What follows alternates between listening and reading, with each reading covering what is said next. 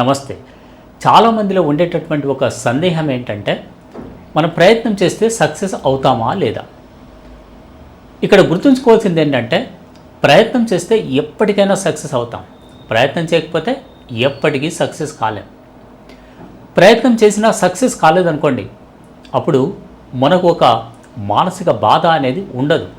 అంటే మన ప్రయత్న లోపం అనేది ఉండదు. ఒకవేళ మనం ఫెయిల్ అయినా, నేను ప్రయత్నం చేశాను కానీ సక్సెస్ కాలేకపోయాను అనేటటువంటి ఒక భావన ఉంటుంది. అదే మనం ప్రయత్నం చేయకపోతే జీవితంలో బాధపడాల్సి వస్తుంది. అప్పుడు నేను ప్రయత్నం చేసి ఉంటే సక్సెస్ అయ్యేమాన్యమో అనేటటువంటి ఒక బాధ ఉంటుంది. సో దాన్ని ఎప్పటికీ పూడ్చుకోలేము. మళ్ళీ సరిదిద్దుకుందామన్నా సమయం ఉండకపోవచ్చు. సో అందుకే ప్రయత్నం ప్రయత్నం ప్రయత్నం ప్రతి వ్యక్తికి వర్తించేటటువంటిది ఇదే. ఇప్పుడు మీరు ఎంత గొప్ప ప్రముఖుల జీవితాలనైనా తీసుకోండి, వాళ్ళ జీవిత చరిత్రలు చదవండి. వాళ్ళు చెప్పేది ఏంటి? ఒకటే, మేము ప్రయత్నం చేశాం, కష్టపడ్డాం, సాధించాం. ప్రయత్నం చేయకపోయి ఉంటే వాళ్ళు కూడా మామూలు వ్యక్తులాగే మిగిలిపోయి ఉండేవాళ్ళు.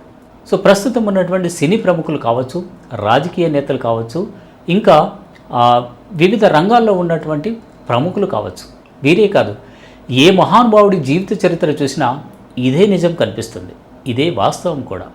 మరి ఆ మహానుభావులు కానీ ఈ ప్రముఖులు కానీ ఎలా సక్సెస్ అయ్యారు అంటే ప్రయత్నం చేశారు. కానీ చాలామంది చెప్పేది ఏంటంటే, నేను ప్రయత్నం చేశాను కానీ సక్సెస్ కాలేకపోయాను. సో దానికి కారణం ఏంటంటే, గుడ్డిగా ప్రయత్నం చేస్తే లాభం లేదు. ప్రయత్నం చేసేటప్పుడు మనకు ఎదురయ్యేటటువంటి సవాళ్లను అధిగమించాలి, వాటిలో ఉన్నటువంటి లోపాలను సరిదిద్దాలి. సో కొత్త కొత్త విషయాలు తెలుసుకుంటూ ముందుకు వెళ్ళాలి. ఉదాహరణకు థామస్ ఆల్వా ఎడిసనే తీసుకోండి. ఆయన బల్బ్ కనిపెట్టారు. సో ఈ క్రమంలో దాదాపు 1000 సార్లు ఆయన ఫెయిల్ అయ్యారు. కానీ ఎప్పుడు ఆయన తన ప్రయత్నాన్ని విరమించుకోలేదు. అదే మనమైతే ఏం చేస్తాం, 2-3 సార్లు ప్రయత్నం చేసి ఇక ఇది నా వల్ల కాదు అని పక్కన పడేసి కూర్చుంటాం. కానీ థామస్ ఆల్వా ఎడిసన్ అలా చేయలేదు. సో 1000 సార్లు ప్రయత్నించారు, 1000 సార్లు ఫెయిల్ అయ్యారు, కానీ ఆ తర్వాత సక్సెస్ అయ్యారు, తను అనుకున్నది సాధించారు. ఈ 1000 సార్లు కూడా ఎన్నో ఆటంకాలు వచ్చాయి. అందులో ఆయన విఫలమైన ప్రతిసారి ఎలా చేయకూడదో, ఎలా చేస్తే విఫలమవుతామో తెలుసుకున్నారు. సో మళ్ళీ అదే తప్పును చేయకుండా కొత్త కొత్త ప్రయత్నాలు చేశారు. సో అందుకే ఆయన సక్సెస్ కాగలిగారు. సో మనం కూడా అంతే, మన ప్రయత్నంలో ఆటంకాలు ఎదురవుతాయి. సో అంత మాత్రాన భయపడి కూర్చుంటే ఇక ఏమి సాధించలేం. ఎక్కడ తప్పు చేస్తున్నాం, ఎక్కడ కొత్త విషయం నేర్చుకోవాలి, దాన్ని ఎలా సరిదిద్దుకోవాలి, అప్పుడే ముందుకు వెళ్ళగలుగుతాం. ఒకసారి చేసిన తప్పు మళ్ళీ చేయకూడదు. సో మనం ఏదైనా ఒక కొత్త విషయం నేర్చుకోవాలంటే నేర్చుకోవాలి. సో అప్పుడే మనం ఇంప్రూవ్ అవుతాం, మనం ప్రయత్నంలో సక్సెస్ కాగలుగుతాం. సో అది ప్రయత్నం యొక్క గొప్పతనం. ఇప్పటికీ ఎంతోమంది చెప్పారు.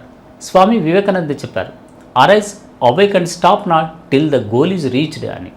యోగి వేమన కూడా చెప్పారు, సాధనమున పనులు సమకూరు ధరలో అని.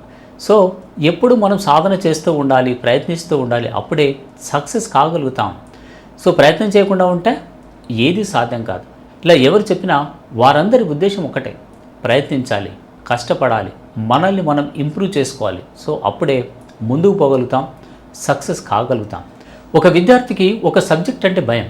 ఆ సబ్జెక్ట్లో అతను వెనుకబడ్డాడు, భయపడుతున్నాడు. సో ఎందుకు ఈ పరిస్థితి వచ్చింది అంటే, అతడు బేసిక్స్ మర్చిపోయి ఉంటాడు, లేదా బేసిక్స్ అంతగా చదువుకొని ఉండడు. సో అందుకే ఆ సబ్జెక్ట్లో అతనికి ఆ భయం. అదే భయం పోవాలి అంటే ఏం చేయాలి? బేసిక్స్ను మళ్ళీ నేర్చుకోవాలి, మళ్ళీ జీరో నుంచి మొదలు పెట్టాలి. సో అంటే వెనక్కు వెళ్ళి తనకు ఎక్కడైతే అవగాహన లేదో అక్కడ నుంచి మళ్ళీ మొదలుపెట్టి ముందుకు సాగాలి. అప్పుడే ఆ సబ్జెక్టులో భయం పోతుంది, అతడు ముందుకు వెళ్ళగలుగుతాడు. సో అది ఒక ప్రయత్నం. సో ప్రయత్నం చేయకుండా ఏది సాధ్యం కాదు. ప్రయత్నం చేస్తే ఎప్పటికైనా సక్సెస్ అవుతాం. మనం అదృష్టాన్ని నమ్ముకొని కూర్చుంటే అది తలుపు తడుతుందో లేదో తెలియదు. సో ఈ అదృష్టాన్ని నమ్ముకోవడం కాకుండా ప్రయత్నాన్ని నమ్ముకుంటే తప్పనిసరిగా సక్సెస్ అవుతాం. సో చాలామంది ప్రముఖులు నిరూపించింది కూడా ఇదే, నిజం కూడా ఇదే. నమస్తే.